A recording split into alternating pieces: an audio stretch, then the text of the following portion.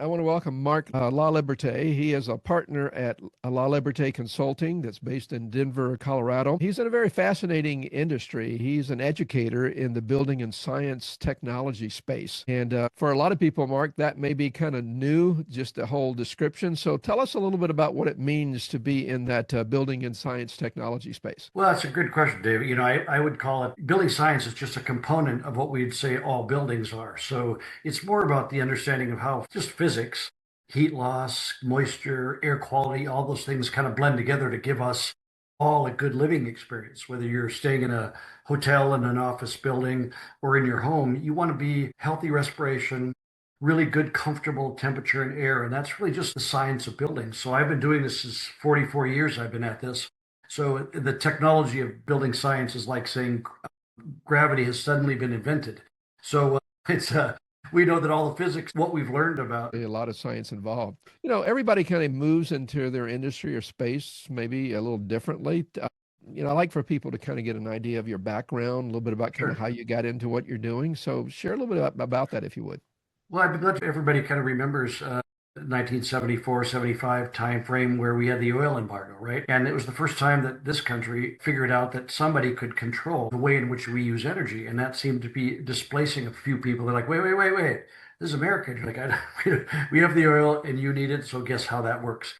So once those things began happening, the country started realizing gas lines and stuff were that we better maybe take a better idea about how we use the resources like energy. And so by about 1982, there were programs all throughout the US on energy efficiency. There were different ways of insulating windows. There were solar systems coming into the marketplace. Wind generators were showing up. So it had both a grassroots feel to it, but also just a good economics decision to say, if I could lower my energy use, that would lower my economic impact. And maybe I should do a better job of that. So industries began shaping up around that, and I became part of that. So I got my degree in solar engineering so that I kind of looked at whole buildings, and that was in 1984. So started a company called Shelter Supply, and we began building and talking about communicating technology as how important it was for builders to say, let's build new houses better. And then maybe we can look at the existing housing stock. In the US, there's 124 million homes that exist, and we build about a million new ones a year, the largest housing market in the world. So it's kind of like if we can get new ones built better, healthier, and more durable and energy efficient, we could then start looking at what we might do with existings, but it's all about the same principles. And so that's what I do, travel around 130 flights a year. Interesting, really interesting. And obviously, probably a very evolving kind of business or industry. I mean, probably over your life in a lot of development, no question about that. If there was one thing that you could point to, say, out of all the things I do in my job, this that I love most, what would that be?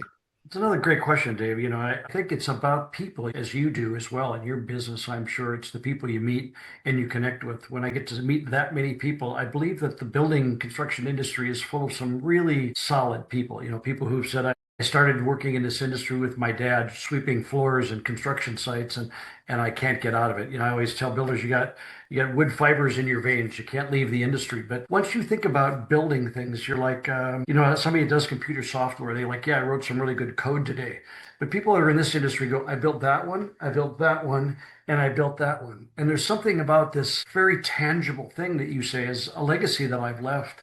Could be a product that I built, had impact on, and could last for generations. I mean, 100, 200 plus years. Imagine, you've got in your marketplace, you've got some older buildings there. If you think about how important that is, that who built that and what did it take for them to build a building that lasted longer. So I love the passion that comes from people that feel they're doing something important to put families and people into enclosures that could be healthy, safe, and durable. So I was at a site yesterday and I really enjoyed working with them about what they're trying to accomplish and how happy they are when they learn we're on the Back with pride and think, hey, sure. I built that or I accomplished that, even if it's a small task around the house or whatever. I fixed the drawer on the cabinet feels good. So Yeah. Oh, yeah. I also know in every industry there are some, I'll call them unique challenges. No doubt with yours, you get into all kinds of things, codes and, materials and, supply and all those kind of things. As you see it, what are some challenges that either you have faced maybe in the past and overcome those, or maybe some that you see currently in the industry that you're facing? Yeah, well, I'd say our industry is plagued by some really interesting challenges that have always been there, Dave. I would say that cost is always an important thing. When we figure about 80 to 85% of what happens in a house, you don't see. So someone walks in and they go like, hey, beautiful counters, nice cabinets, and I like the paint job. And you're like, oh, but it's way more than that. It's insulation in the walls and the siding and all that kind of stuff. So most people don't appreciate that. You walk into a house, if you like it and you like the way it looks, you might not know that it might not be a very good house. It might have lots of troubles and struggles. So I would say that the difficulty is that overcoming helping code, which is considered the minimum, right? I have to build the code because it's the legal responsibility I have. Building above code, there's even many Scandinavian countries and US places as well that say building to code is the minimum level. So what we'd like to do is add value to code. So in the absence of value, price always determines, the outcome. And I would think that value is something that we have to determine is important. The obstacle is clients and customers don't really see that. I mean, as you would know, buying a house is one complicated thing, and it's the most expensive thing you ever do. And people walk in, they go, I love it. And you're like, wait, wait. This guy might not be a good builder. The house might not be good. So we have to teach people how to buy and how to build. And that is a slow process. There was a study that was done that said the construction industry is the slowest industry in terms of improving productivity of any industry except for hunting. So that's not a really great place to be putting your but how's your industry doing? You're like, people would say, we frame our houses the way we did in the late 1800s. We dump the lumber in the mud, a crew shows up and starts building. And we're watching other things in other parts of the world where they're packaging buildings, they're building them in a factory. And that happens in many other places, the Scandinavian countries. US, we're very slow to adopt more innovative ways of building systems, but we're seeing some progress. So I'd say that's improving, but it's slower than I expected. Yeah, I could envision that. I mean, even, this country is such a large country. Obviously, even the weather and I mean other factors can, drastically change what supplies you might use or whatever. And obviously that changes a lot. So I live in Phoenix, and if I figure that it's going to be in summer, we're starting to get into summer, it'll be 110, 115, and I'm going to expect somebody to climb up on the roof and put the shingles on when it's that temperature, put the siding on when it's that temperature. So I always use the funny term, we build outside, rain, weather, wind, storms. We're trying to put a building together, and the weather is, as you mentioned, is a great challenge. So when you build it in a factory and you bring it out to the site and you assemble it and put it together on a slab or a foundation, you could imagine doing that in a matter of days or a week, where it takes a year, in some places 4 to 6 months or more to build just a conventional house outside. Yeah, interesting. In addition to challenges, I'm sure there are some opportunities, and particularly, you're very forward thinking in even the way you approach what you're doing. What do you see as you look ahead? What do you see as some real potential opportunities in your industry? Well, again, really important discussion, because in the US, it's really funny. I saw some numbers recently. It said we need somewhere between 1.5 million and 6 million new homes a year. Now, that's a huge spread of trying to figure out what the market size is. In almost any other industry, you could define the market size a little tighter than that. But the problem ends up being is that we don't quite know what product we think helps satisfy. They say the average person, the younger persons, are living in their houses, their homes still with their families, their parents. They say the average person now is not able to buy a new house until their mid to late 30s, where when I was young, I was able to buy a house in my 20s. And I would say that now we're going to try to figure out how do we build more affordable houses in a marketplace full of regulation, challenges, and material going to come along to build better homes that are healthy, safe, durable, and efficient, but they're also more affordable. And that'll take an innovation in land acquisition, in regulation, which is part of the problem, codes and fees and all kinds of putting it together quickly so that a builder could say, these are smaller homes, but they're very nice. It's a long time. And there's a community of homes where people could do that. And I think that that's got to be building $500,000 houses and assuming the kids are going to be able to buy those. And if they buy an existing house, sometimes they're in tough shape. And as you said, I might not know how to fix it. So I think that's a challenging piece of it. I don't want to live in an apartment. I don't want to live with friends. I'm really sick of having roommates. We all get tired of that. So I think it should be an evolving thing. but I think that should be something we see more of. You're at this point, you've been doing what you're doing for a while, and I'm sure you've learned a lot of things through the years. As you think about it, are there a couple things that kind of stick out that you feel like you would be helpful for anyone who wants to be, or maybe even currently already is, in the construction world that you'd like to share?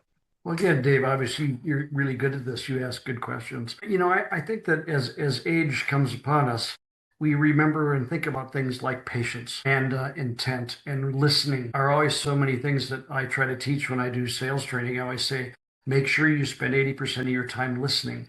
And I think we don't do enough of that in general. I think our industry is, trying to push a narrative, and sometimes you have to stop and say, so what is the client, potential client or not, what are they thinking about and what's important to them? And as you let people talk, you start going, so I'm better understanding that what you're looking for is this, and your price point is this. And so if you could figure out how to accomplish this, that would be helpful. So even like what you said with your daughter, you could say, so what do you see to your daughter as far as what you can afford and what would you like it to look like and how would you see it?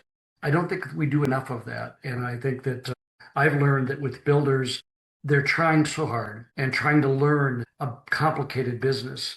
That running the business is one thing, but you've got to build a good product as well. And that's the hard balance. It's like having a restaurant. I have good service, but terrible, but horrible service, that probably won't work long either. But when you can combine the two to say really good food, now it doesn't have to be great, it doesn't have to be Michelin star stuff, but if it's good food, good staff, and good people, people will come to that business. And I think more importantly, it's helping to coach people to do both listening and deliver worthy of 100-year life and an investment. I'm sure you know this. So those are pretty rare things that happen. I can't do much with a stock certificate, but I would say that we have to be more careful to help an industry and coach them along, that it's not about regulation, but it's about doing the right. And if you listen, they'll provide you with the knowledge to do so. Yeah, that's great advice. I mean, that's true if you're in construction. Obviously, you can have the ability to build a lot of things, but if you're building something that no one really wants, that's not going to go so well. And it's also true in real estate. I see a lot of brokers, real estate brokers, they're just wanting the transaction and they don't really understand the client. And therefore, they keep showing homes or whatever that don't really fit. They don't align with what they're really wanting and they can't understand. They're so frustrated. Why don't they just buy something? Well, it's because you haven't listened. That's a great analogy of that, guy. I think that's a really smart way of seeing that because that is very true about that. Yeah. So, all right, one last question here, if you don't mind. If someone was in your industry or wanting to come in your industry and kind of knowing what you know, I mean, you've got a good career here and still, doing well. If there's one piece of advice that you would give, to say a younger 20, maybe even early 30, someone who says, I really think I want to be in this space. I want to spend my life here. What would that one piece of advice be? Well, Dave, I'm so glad you asked that because I think our industry is in dire need of an influx of young, bright, capable people. And when I look at what AI is kind of shaping up to do to industry, Facebook laid off 8,000 workers recently. And I think that this is an industry where you get to do more tactile things. You're in there working with people, building products, and those are things that AI will struggle to capture, I think. And so as an industry, I'd say watch carefully and learn all aspects of buildings so that when you talk to someone there before, listen very carefully, as we just stated, and say that you'd like to grow in an industry that, of all industries, I think that has a strong future. I would say the sheltering of people in healthy buildings and efficient buildings will be a long term. If I was a young person, I would want to be in this industry because I'm more protected from the data crunching that's going to happen in AI inevitably. And I think that's a natural transition. But I would say that be careful, listen, and as important as anything, Dave, like you are to others, find a mentor, find somebody that you can ask and coach and empower you to learn and watch. And I think all of us have thought of mentors in our lives. I'm sure you have many mentors that you've worked with, especially with your experience, that have really been great coaches. And when you listen to them and you engaged in what they shared, you're like, that is a learning curve I could have never got on my own. And that's what you have to realize is that life's so short that people want to share. So let them listen and be appreciative and you'll go far. There's a legacy too, and really help them literally shave years of time off of their learning curve. So great advice. Well, listen, Mark, I really have enjoyed just chatting with you a little bit. If people wanted to kind of connect with your company and maybe learn a little bit more about you, and maybe even some construction people that might want to say, "Hey, this Mark guy is a pretty sharp guy. I'd like to connect with him." What would be the best way for them to connect with you? Well, thank you. There's two ways. One is one of my companies is called Construction Instruction. We're based in Denver. And we have a whole learning lab, a training center. We do research on building assemblies. That's called Construction Instruction. And I have three partners that are just world class. And we have classes every month. And then my company is called LaLiberte Consulting, which is just lalibreteconsulting.com. And that company is just me. So, but construction instruction is a great place to start. There's a free app that has 10,000 assets in it on building technology, and it's all free. So that'd be a place where people could learn and listen and watch. We build animations that are free from language barriers, and so they're pretty cool. So that's a great spot. So thanks for asking. Yeah, that's great.